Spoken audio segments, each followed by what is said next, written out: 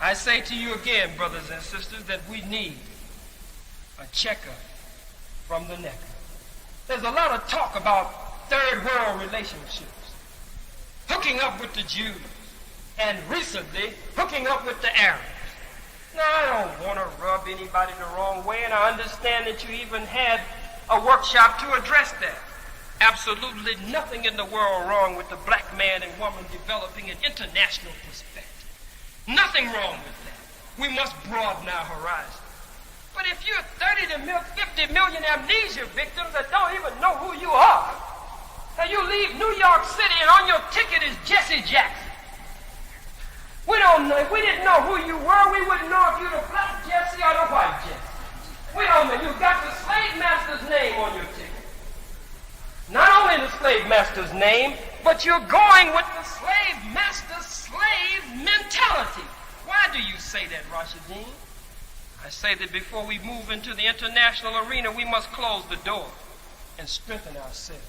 Before we move into the international arena, we must close the door and reorder our thinking.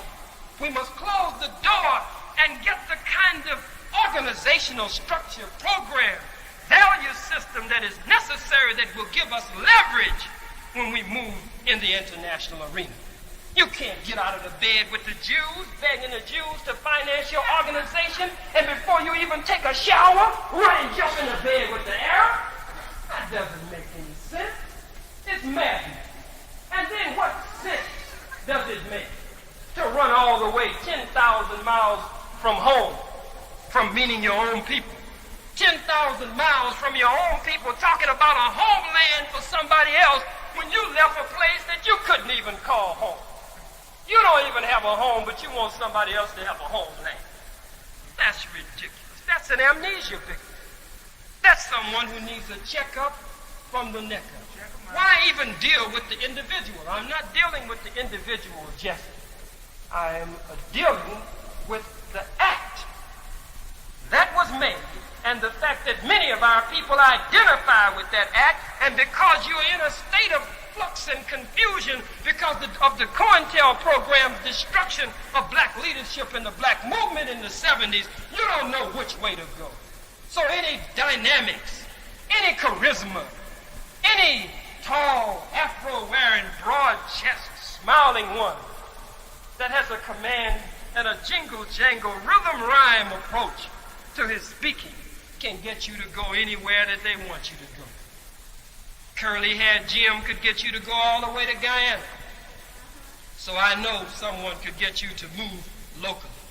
Reverend Lowry is talking about a march on Washington, D.C. Talking about pulling together the masses of black people to march on Washington, D.C. That's an amnesia victim. That's one who needs a checkup from the neck up. These streets are too damn dangerous for you to be talking about marching. Marching in these little towns, and you catching hell. You can't go out marching and confronting an enemy until you have closed the door and closed ranks. And when you come out, you present yourself before that enemy, whatever your agenda is, you better have it together. But just to get a few people who are in flux and confusion together on an emotional note and put them all out in the street so you can get your picture in Jet and Time and Newsweek, it's foolish.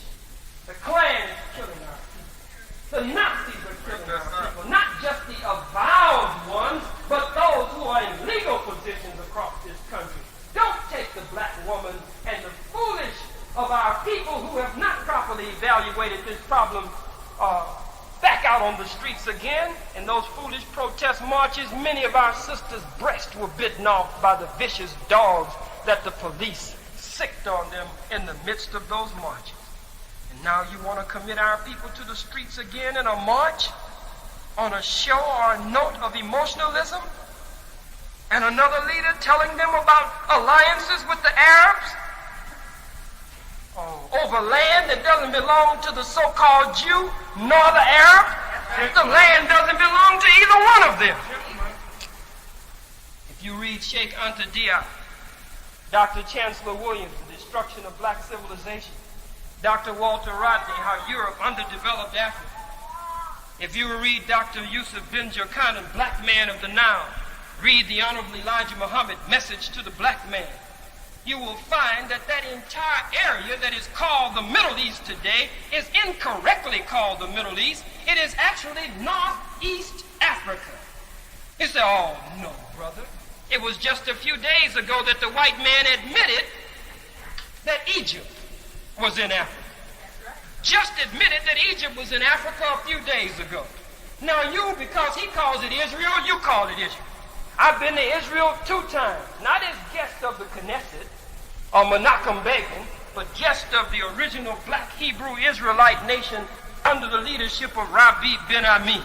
Stayed with them, walked the land with them, surveyed, fact-finding that area that is called Saudi Arabia today. Saudi comes from an Arabic root, Aswad, which means black Arabia, black Arabia. That entire peninsula was black at one time, but we were driven from the centers of power. Menachem Begin is not the original Egyptian. Anwar Sadat, Menachem Begin is not the original Jew. Anwar Sadat is not the original Egyptian. Muammar Gaddafi is not the original Libyan. Is the other group coming in now? Are they coming in now? My goodness gracious. We haven't even finished the examination.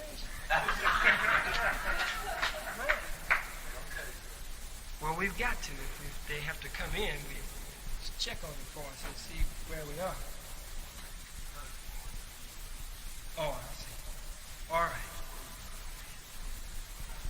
Just cutting that short. The land that some of our leaders have gone to ask for or to settle a dispute over doesn't belong to either of the people that they are negotiating for. Part of us on the side of the Jews, the other part of us are angry with the ones who are on the side with the Jews. We're with the Arabs. And the land belongs neither to the Jews nor to the Arabs, and it's foolish to ask for a homeland for them when you have no home and no land of your own here in America or anywhere else, no land that you can call your own. That's 30 to 50 million people who are amnesia victims who certainly must have a checkup from the neck up. What we face in the 80s, brothers and sisters, America is standing on the threshold of total economic collapse. Recent study shows by America